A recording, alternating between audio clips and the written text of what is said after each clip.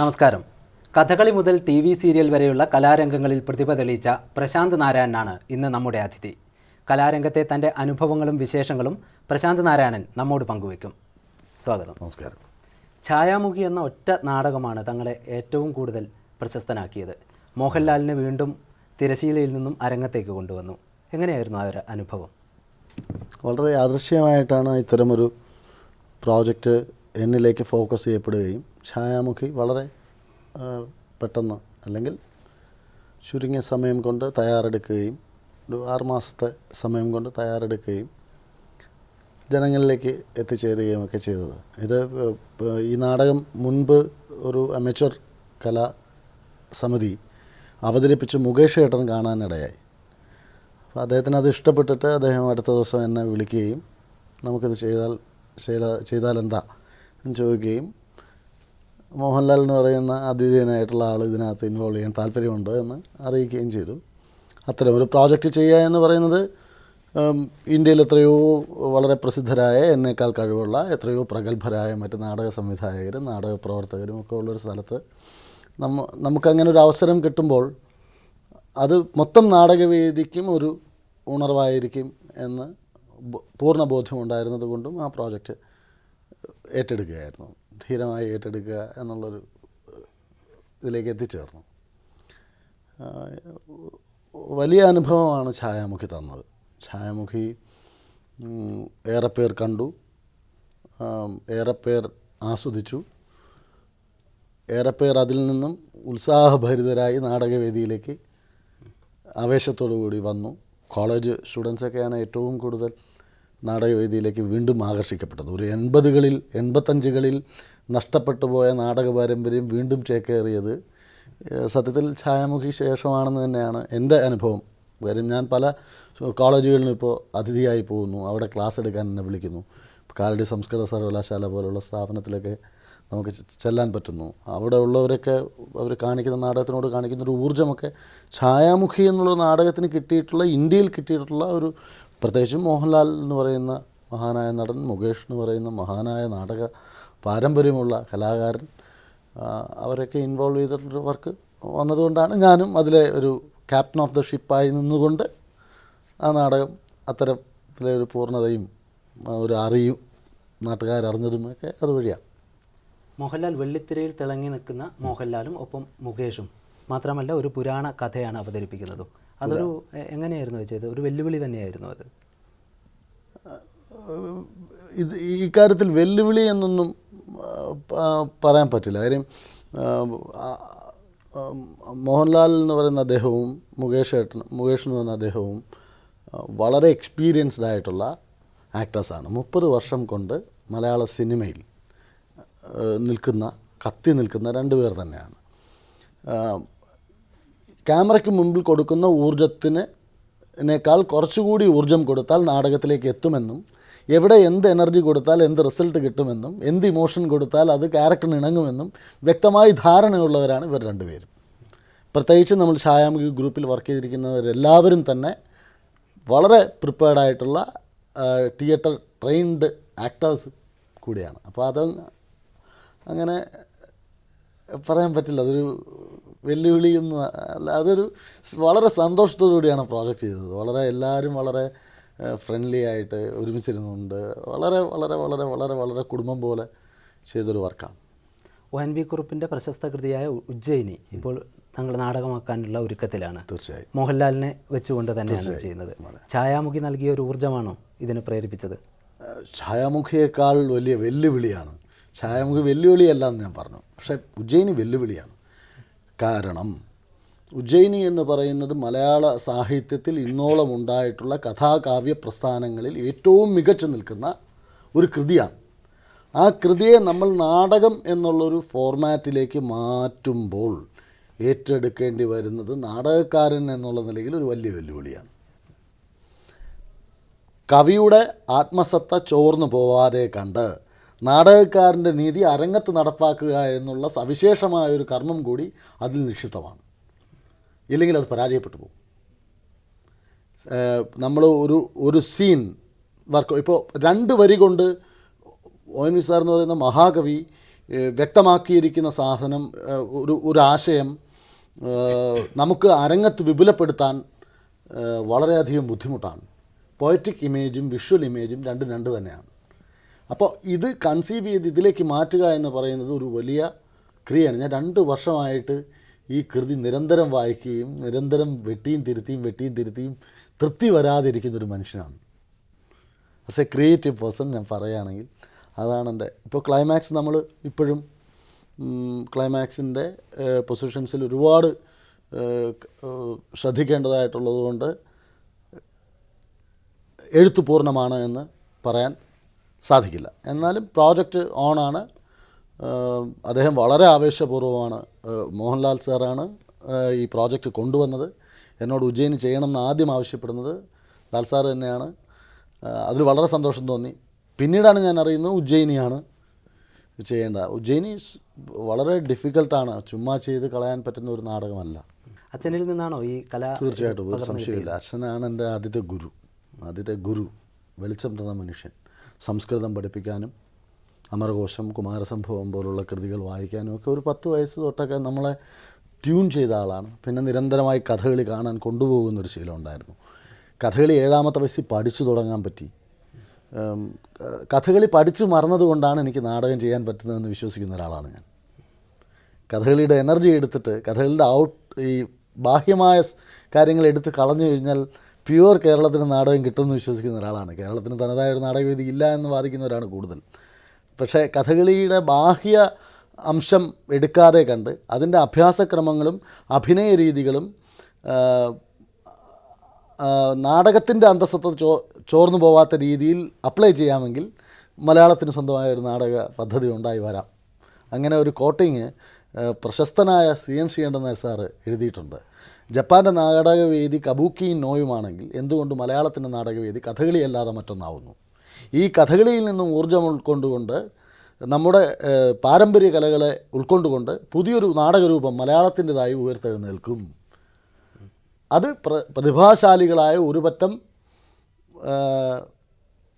ആൾക്കാരുടെ രക്തത്തിൽ കുതിർന്നായിരിക്കും ഉണ്ടായി വരിക എന്ന് അദ്ദേഹം എഴുതിയിട്ടുണ്ട്. നമ്മൾ അതിലേക്ക് നമ്മൾ എത്തിപ്പെടും എന്ന് തന്നെയാണ് എൻ്റെ വിശ്വാസം. കാര്യം കഥകളി പഠിച്ചു മറക്കണം എന്ന് ഞാൻ പറയുന്നത് അതുകൊണ്ടാണ്. കുട്ടിക്കാലത്ത് കഥകളി പഠിച്ച് ആദ്യകാലത്ത് കഥകളിയൊക്കെ അവതരിപ്പിച്ചിരുന്നു. പിന്നീട് ആട്ടക്കഥ എഴുതാൻ തുടങ്ങി. ഞാനൊരു ആട്ടക്കഥ എഴുതി. ആദ്യം അച്ഛൻ്റെ മരണം കഴിഞ്ഞു. അച്ഛൻ്റെ അനുസ്മരണത്തിനൊരു ആദ്യത്തെ വർഷം അച്ഛൻ എഴുതിയ ഒരു കഥ തന്നെ വെച്ചു.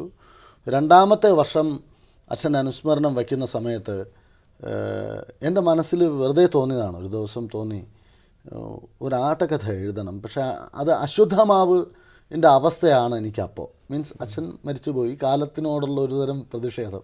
അശുദ്ധമാവിൻ്റെ അച്ഛനെ കൊന്നത് ദൃഷ്ടദ്യുമ്നനാണെങ്കിൽ കാലമാണ് എൻ്റെ അച്ഛനെ എടുത്തത് എന്നുള്ള ഇതിൽ അച്ഛനെ സമർപ്പിച്ചുകൊണ്ടാണ് ഞാൻ ഭാരതാന്തം എന്ന് പറഞ്ഞിട്ട് ഉള്ള ഭാരതാന്തം എന്ന് പറഞ്ഞ കഥ എഴുതുന്നത്. താതാ നിലവിൻ നിലാവിൽ നിന്നാർദ്രമാം വദനം ഇതാ ഞാൻ കാണുന്നു എന്നാണ് ആ കഥ തുടങ്ങുന്നത്.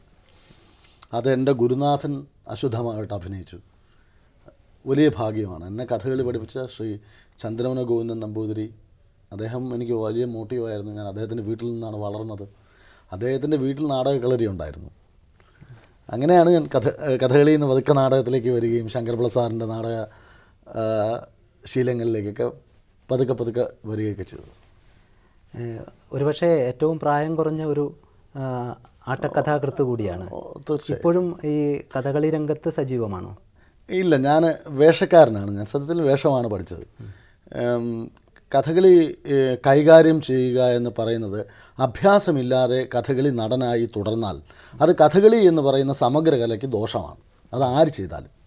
കാര്യം എനിക്ക് അഭ്യാസ ഗുണമില്ല എന്ന് ഞാൻ തിരിച്ചറിഞ്ഞ നിമിഷത്തിൽ ആസ് എ കഥകളി പെർഫോമർ ഞാനത് സ്റ്റോപ്പ് ചെയ്തു. 10-18 വർഷം കലാമണ്ഡലം പോലുള്ള സ്ഥാപനങ്ങളിൽ പഠിക്കുന്നവർ ഇവരുടെ ശരീരത്തിലെ വരുന്ന നിലകൾ എൻ്റെ ശരീരത്തിൽ വരില്ല എന്ന് ഞാൻ റിയലൈസ് ചെയ്തോ അന്ന് ഞാൻ കഥകളി നടൻ എന്നുള്ള എൻ്റെ കുപ്പായം അഴിച്ചു വയ്ക്കുകയായിരുന്നു.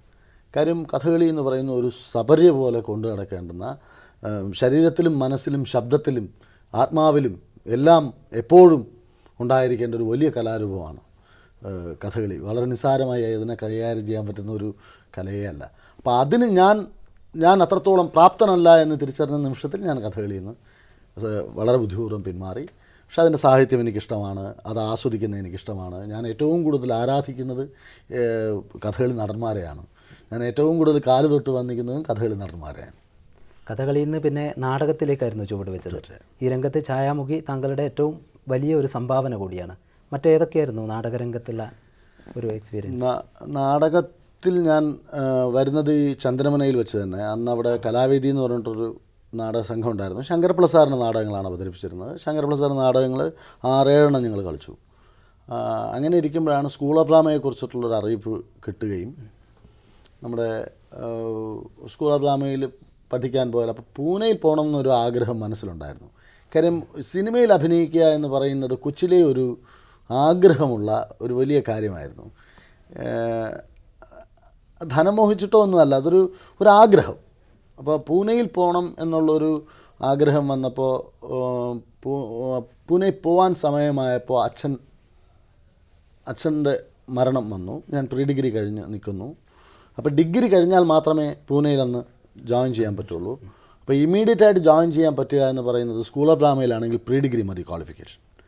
ഞാൻ യൂണിവേഴ്സിറ്റി കോളേജിൽ ഡിഗ്രിക്ക് ജോയിൻ ചെയ്യുകയും ചെയ്തു. അത് ഡിസ്കണ്ടിന്യൂ ചെയ്തിട്ട് ഞാൻ യൂണിവേഴ്സിറ്റി കോളേജ് ഡിസ്കണ്ടിന്യൂ ചെയ്തിട്ട് നേരെ സ്കൂൾ ഓഫ് ഡ്രാമ പോയി ചേരുകയായിരുന്നു.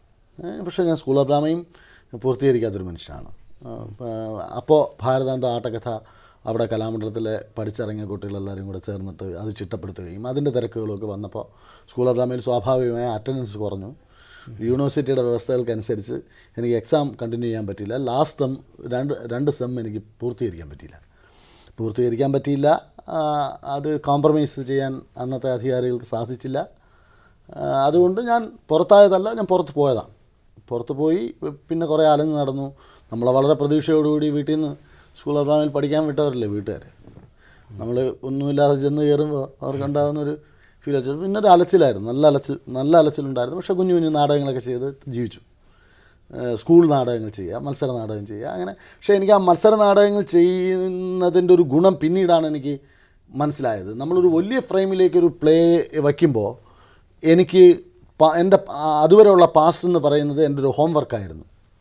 സ്റ്റേജിൻ്റെ ക്രാഫ്റ്റ് എന്ന് പറയുന്നതിനെക്കുറിച്ച് എനിക്ക് വ്യക്തമായ ബോധം ഉണ്ടാക്കി തരുന്നത് അത്തരം ടൂളുകളിൽ നിന്നാണ്. ഇപ്പോൾ ഛായാമുഖിയിലേക്ക് എത്തിച്ചേരുന്നതിന് മുമ്പ് ഞാൻ 12 നാടകങ്ങൾ എഴുതിയിട്ടുണ്ട്. ഞാൻ 20 നാടകങ്ങളോളം അന്ന് ഡയറക്റ്റ് ചെയ്തിട്ടുണ്ട്. മേജർ പ്രൊഡക്ഷൻസ് ഞാൻ അതിൽ തന്നെ 12 ചെയ്തിട്ടുണ്ട്. 12. ഇതെല്ലാം അതിൻ്റെ എക്സ്റ്റൻഷനാണ്. അത് എത്തി നിന്ന് ഛായാമുഖിയിലാണ്. അത് കഴിഞ്ഞിട്ടും പിന്നെ ഞാൻ പ്ലേ ചെയ്തു, 2 പ്ലേകൾ ചെയ്തു. അത് പക്ഷേ അത്തരം ഒരു വെൽ എസ്റ്റാബ്ലിഷ്മെൻ്റ് ഒന്നും അതിന് വരില്ല. കാര്യം പത്മശ്രീ മോഹൻലാൽ ഇൻവോൾവ് ചെയ്യുന്ന ഒരു വർക്ക് പോലെ അല്ലല്ലോ മറ്റുള്ള വർക്കുകൾ വരുന്നത്. നാടകം അത്തരത്തിൽ ആണ്. ഈ സിനിമയിൽ അഭിനയിക്കുക എന്നുള്ള ആ ആഗ്രഹവും പിന്നീട് സാധിച്ചു. ഏതൊക്കെ സിനിമയിലാണ്? ഞാൻ ഒരു സിനിമയിലേ അഭിനയിച്ചിട്ടുള്ളൂ. ഏത് സിനിമയിലായിരുന്നു? വളരെ നല്ല സിനിമയാണ്, ശേഷം എന്ന് പറഞ്ഞ സിനിമയിലാണ്. അത് ശ്രീ ടി.കെ. രാജീവ്കുമാർ സാറിന് ഡയറക്റ്റ് ചെയ്ത സിനിമയാണ്. അതിനകത്തൊരു സൗണ്ട് റെക്കോർഡേഷൻ റോളാണ്. 5 സീനേ ഉള്ളൂ. പക്ഷേ നല്ല എക്സ്പീരിയൻസ് ആയിരുന്നു അത്. പിന്നെ തുടർന്ന് എനിക്ക് സിനിമയിൽ എനിക്ക് അവസരങ്ങൾ കിട്ടിയില്ല. അല്ലെങ്കിൽ ഞാൻ അതിന് ഒരുപാട് ശ്രമിച്ചില്ല. കാര്യം അപ്പോഴത്തേക്ക് എൻ്റെ മനസ്സിൽ നാടകമായി കൂടുതൽ പ്രാധാന്യം. അപ്പോൾ സിനിമ വരികയാണെങ്കിൽ ചെയ്യാം. പിന്നെ രൂപപരമായ പ്രശ്നങ്ങൾ, അന്ന് എനിക്ക് താടിയും മുടിയൊക്കെ ഉണ്ടായിരുന്നു. അതൊക്കെ എനിക്ക് എടുക്കേണ്ടി വന്നതും വളരെ രസകരമായ അനുഭവം. പത്രപ്രവർത്തനമായിട്ട് മാറുകയും വളരെ പോപ്പുലറായിട്ടുള്ള ആൾക്കാരെ ഇൻ്റർവ്യൂ ചെയ്യാൻ പോവുകയൊക്കെ ചെയ്യുമ്പോൾ ഞാൻ മുടിയും താടിയൊക്കെ വളർത്തിയ രൂപത്തിലാണ് ചെന്ന് കയറുന്നത്. അന്ന് ഞാൻ 21 സീരിയലോളം അഭിനയിച്ചിട്ട് നിൽക്കുന്ന സമയമാണ്. വജ്രം ഡോക്ടർ ജനാർദ്ദനൻ്റെ അതിൽ മെയിൻ വില്ലൻ ചെയ്തിട്ടാണ് ഞാൻ വരുന്നത്. മണിലാൽ ഗോൾഡ് എന്ന് പറഞ്ഞ ക്യാരക്ടർ ചെയ്തിട്ട്. പിന്നെ അങ്ങനെ ഒരു 10-21 സീരിയൽ ചെയ്ത് വരുന്ന സമയത്ത് ഒരു സ്ക്രിപ്റ്റ് എഴുതേണ്ടി വന്നു. അപ്പോൾ റൈറ്റർ, ഞാൻ നാടകം എഴുതുന്ന ആളായതുകൊണ്ട് എനിക്ക് അങ്ങനെ ഒരു ഓപ്പർച്യൂണിറ്റി വന്നു. ഞാൻ എഴുതാൻ സമ്മതിച്ചു. അപ്പോൾ സീരിയൽ അഭിനയത്തിൽ നിന്ന് ഞാൻ പതുക്കെ മാറി. പിന്നെ സിനിമ എന്നൊക്കെ പറയുന്നൊരു യോഗമാണ്. ഇപ്പോൾ ഞാനൊരു സിനിമ പ്ലാൻ ചെയ്യുന്നു. ഇപ്പോൾ സിനിമ ചെയ്യണമെന്ന് എനിക്കിപ്പോൾ ആഗ്രഹമുണ്ട്. ഞാൻ സ്ക്രിപ്റ്റ് തീർത്ത് വച്ചിരിക്കുന്നു. ഇതിനൊരു സമയമുണ്ട്. ഇപ്പം എന്തിനും സമയമുണ്ടെന്ന് പറയുന്ന പോലെ ഇതിനൊരു സമയമുണ്ട്. ഇത് നമ്മൾ വിചാരിക്കുന്ന പോലെയല്ല കാര്യങ്ങൾ. എല്ലാം ഹാപ്പനിങ് ആണ്. ഛായാമുഖി മോഹൻലാൽ മുകേഷ് പ്രോജക്റ്റായി വരുമെന്ന് ഞാൻ സ്വപ്നത്തിൽ പോലും വിചാരിച്ച കാര്യമല്ല. പക്ഷേ അതിനു വേണ്ടിയുള്ള അധ്വാനം ഉണ്ടായിരുന്നു. ഇപ്പോഴും നമ്മൾ ഒരു പ്രതിഫലവും പ്രതീക്ഷിക്കാതെ വർക്ക് ചെയ്തുകൊണ്ടേയിരിക്കുന്നു. നമ്മൾ ജോലി ചെയ്താൽ വരേണ്ടത് വന്നോളും. സിനിമ ചെയ്യണം, അതുതന്നെയാണ് ആഗ്രഹം. അതിനുള്ള വഴി വരും എന്ന് തന്നെയാണ്. എല്ലാം പോസിറ്റീവായിട്ടുള്ള കാര്യങ്ങളാണ് ഇപ്പോൾ വന്ന് നിൽക്കുന്നത്. പിന്നെ സിനിമയിൽ പാട്ടെഴുതാൻ വിളിക്കുന്നു. ഇപ്പോൾ ഒന്നും ഞാൻ കൈവയ്ക്കുന്നില്ല. ഇപ്പം പാട്ടെഴുതാൻ വിളിച്ചു. കഴിഞ്ഞ ദിവസം പോലും ഒരു വളരെ പ്രസിദ്ധനായിട്ടുള്ള ഒരാളുടെ സിനിമയിൽ പാട്ടെഴുതാൻ ഛായാമുഖിലെ പാട്ട് കേട്ടിട്ടാണ് ഞാൻ വിളിക്കുന്നതെന്ന് പറഞ്ഞ് വിളിച്ചു. സന്തോഷം. അങ്ങനെയുള്ള ഓപ്പർച്യൂണിറ്റീസ് വരുന്നുണ്ട്. ഇപ്പം ഞാനൊരു സീരിയലിൽ അഭിനയിച്ചുകൊണ്ടിരിക്കുന്നു, മഴയറിയാതെ എന്ന് പറഞ്ഞിട്ട് കെ രാജീവിൻ്റെ. ഈ സിനിമയിൽ അവസരങ്ങൾ കൂടുതൽ കിട്ടിയില്ല എന്ന് പറഞ്ഞു, പക്ഷേ സീരിയലുകളിൽ അങ്ങനെയായിരുന്നില്ല. ഒരുപാട് സീരിയലുകൾ താങ്കൾ അഭിനയിച്ചിട്ടുണ്ട്. എങ്ങനെയായിരുന്നു ഈ സീരിയൽ രംഗത്തേക്കുള്ളൊരു വരവ്? സീരിയൽ രംഗം ഈ സ്കൂൾ ഓഫ് ഡ്രാമ പോലൊരു സ്ഥാപനമൊക്കെ കഴിഞ്ഞിട്ടേ ഈ ഒന്നുമില്ലാതെ അർത്ഥപ്പട്ടിണിയുടെ ഒരു അവസ്ഥ ആണ് സത്യത്തിൽ അന്ന് ഉണ്ടായിരുന്നത്. To be or not to be എന്ന് പറയുന്ന കണ്ടീഷൻ ഫേസ് ചെയ്യാണ്. വ്യക്തി യൗവനത്തിലേക്ക് കടക്കുകയും സാമ്പത്തികമായി പിന്നോക്കം നിൽക്കുകയും ഒരുപാട് സ്വപ്നങ്ങൾ കാണുകയും ചെയ്താൽ ഉണ്ടാകുന്നൊരു തരം ഡിപ്രഷൻ ഉണ്ടല്ലോ. ആ ഡിപ്രഷനിൽ നിൽക്കുന്ന സമയത്താണ് ഡോക്ടർ ജനാർദ്ദനെ ഞാൻ വളരെ യാദൃശ്യമായിട്ട് കാണുന്നത്. അപ്പോൾ ഞാനൊരു നാടകം ചെയ്തിട്ട് നിൽക്കുന്ന സമയമാണത്. വജ്രമുഖൻ എന്ന് പറയുന്ന നാടകം. അത് അദ്ദേഹം കണ്ടിരുന്നു. എനിക്ക് ആദ്യം ഈ നാടകം കഴിഞ്ഞ് ഞാൻ വീട്ടിലെത്തുമ്പോൾ എനിക്ക് ആദ്യം വരുന്ന കോള് ഡോക്ടർ ജനാർദ്ദൻ്റെയാണ്. രണ്ടാമതാണ് എന്നെ കാവാലം നാരായണ പണിക്കർ സാർ വിളിക്കുന്നത്. വിളിച്ചിട്ട് എന്നെ അപ്രീഷിയേറ്റ് ചെയ്തു. അപ്പോൾ അത്തരമൊരു പരിചയമുണ്ട്. പിന്നെ സ്കൂളിൽ പഠിക്കുമ്പോൾ ഡോക്ടർ ജനാർദ്ദൻ്റെ നാടകങ്ങൾ എന്നെ ഒരുപാട് മോട്ടിവേറ്റ് ചെയ്തിരുന്നു. ഞാൻ അദ്ദേഹത്തിൻ്റെ നാടകങ്ങൾ ഒരുപാട് കണ്ടിട്ടുണ്ട്. രാജകുമാരൻ നായരുന്നില്ല പോലുള്ള നാടകം. അപ്പോൾ ഒരു ദിവസം ഇങ്ങനെ യാദൃശ്യമായിട്ട് കണ്ടപ്പോൾ ഞാൻ എൻ്റെ അപ്പോഴത്തെ അവസ്ഥ പറഞ്ഞു. ജനമ ഇങ്ങനെയാണ് എൻ്റെ പ്രശ്നങ്ങൾ. അപ്പോൾ വെയിറ്റ്, മുടി വെട്ടണ്ട എന്ന് മാത്രം പറഞ്ഞു. അത് കണ്ടിന്യൂ ചെയ്തു. അങ്ങനെ ഞാൻ വജ്രത്തിൽ വന്നു. പിന്നെ അത് കഴിഞ്ഞ് താലി, വിധി, ഓളങ്ങൾ, മരുഭൂമിയിൽ പൂക്കാലം, കുറേ സീരിയലുകൾ ചെയ്തു. അതെൻ്റെ എക്സിസ്റ്റൻസിൻ്റെ ഭാഗമായിട്ട് തന്നെ ഒരുപാട് സഹായിച്ചു. ഇപ്പോഴും സഹായിക്കുന്നു. ഇപ്പോൾ ഞാൻ മഴയറിയാതെ ചെയ്തുകൊണ്ടിരിക്കുന്നു. ഒരു സിനിമ ചെയ്യാനുള്ള തയ്യാറെടുപ്പിലാണെന്ന് പറഞ്ഞു. അതിൻ്റെ വിശേഷങ്ങളൊന്ന് പങ്കുവെക്കാം. സിനിമയൊക്കെ എന്നൊക്കെ പറയുന്നത് നടന്നെന്ന് പറയാൻ പറ്റും. അത് വരട്ടെ, അത് ചെയ്യാനുള്ള ഭാഗ്യം ഉണ്ടാവട്ടെ, ഗുരുത്വം ഉണ്ടാവട്ടെ, സമയം ഉണ്ടാവട്ടെ, ആരോഗ്യം ഉണ്ടാവട്ടെ, ആൾക്കാരെല്ലാവരും വരട്ടെ. മീൻസ് നമ്മൾ ആഗ്രഹിക്കുന്ന ആർട്ടിസ്റ്റുകൾ ഉണ്ടാവട്ടെ, നല്ല ഒരു സെറ്റപ്പ് ഉണ്ടാവട്ടെ.